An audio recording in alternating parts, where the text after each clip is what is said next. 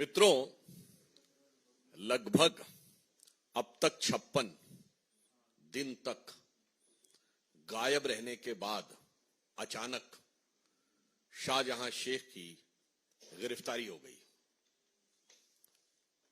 अब यह सोचने वाली बात है कि जैसे ही कोर्ट ने ईडी के मामले में गिरफ्तारी का प्रिवेंशन हटाया गया, पहली बात संदेश खाली के विषय पर महिलाओं के अत्याचार की कोई भी धारा, बलात्कार या बलात्कार के लिए प्रेरित करने की कोई भी धारा नहीं लगाई गई है। दूसरी बात यह भी बहुत साफ हो गया कि जो पश्चिम बंगाल सरकार स्टैंड ले रही थी कि गिरफ्तारी पर रोक है, उसका संदेश खाली के गुनाहों से कोई लेना देना नहीं था।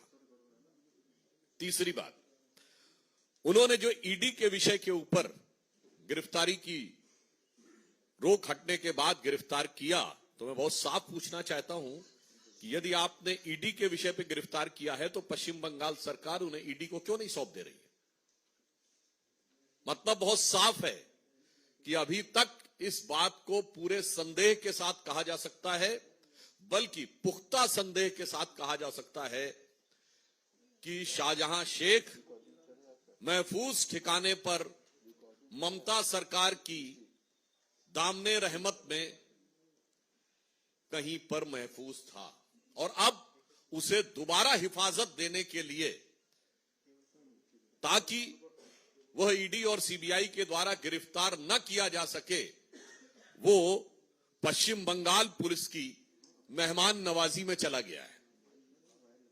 यह मैं मेहमान नवाजी शब्द इसलिए प्रयोग कर रहा हूं, यदि आप लोगों ने तथाकथित गिरफ्तारी के समय उसकी भाव भंगिमा देखी हो, उसके चेहरे के भाव और बॉडी लैंग्वेज देखी हो, और पुलिस वालों की बॉडी लैंग्वेज देखी हो, क्या आपको लगता है कि जो कुछ बॉडी लैंग्वेज थी शाहजहां शेख की, वो किसी गुनहगार की थी या किसी अदाकार की लग रही थी?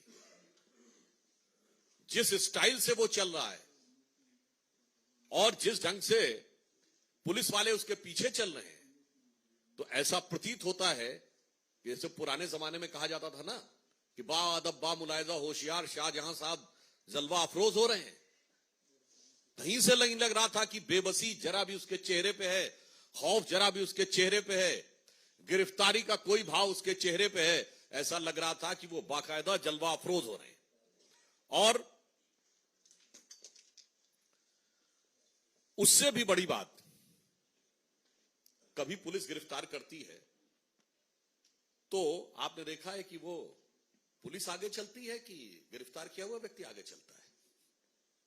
पुलिस आगे चलती है। यहां तो ऐसा लग रहा था पुलिस एस्कॉर्ट कर रही है, क्योंकि शाहजहां शेख जिस धमक के साथ आगे चल रहा था और पुलिस वाले जिस ढंग से कंधे झुकाए हुए पीछे चल रहे थे, यह मैं इसलिए कह रहा हूं, यह संदेश खाली का संदेश पूरे भारत के लिए और पूरे समाज के लिए बहुत साफ है। उससे बड़ी आपत्ति हमारा साफ साफ पूछना यह है कि जिसको ममता जी ने फ्लोर ऑफ द हाउस पे डिफेंड किया, वो अचानक पुलिस के द्वारा एक लीगल प्रोटेक्शन देने के लिए, यानी अभी तक उसे सेकुलर प्रोटेक्शन प्राप्त था, अब उसे लीगल प्रोटेक्शन प्राप्त हुआ है।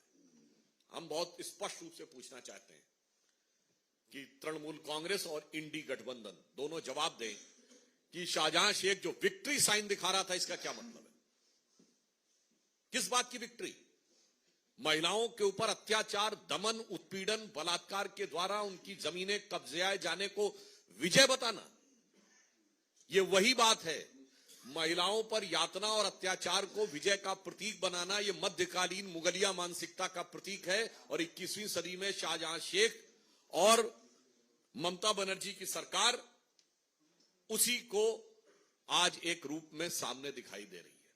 इसलिए हम बहुत स्पष्ट रूप से पूछना चाहते हैं कि टेक्निकल सवाल हमारा यह है कि यदि ईडी के हमले के लिए पुलिस ने गिरफ्तार किया है तो ईडी को हैंडओवर क्यों नहीं कर रहे?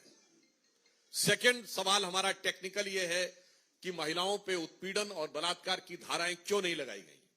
और तीसरा सवाल यह है कि जब कैमरे के सामने उसका इतना जलवा दिख रहा है तो जेल में वो किस जलाल के साथ रह रहा होगा या रहेगा, इसका हमें सहज अनुमान लगाया जा सकता है।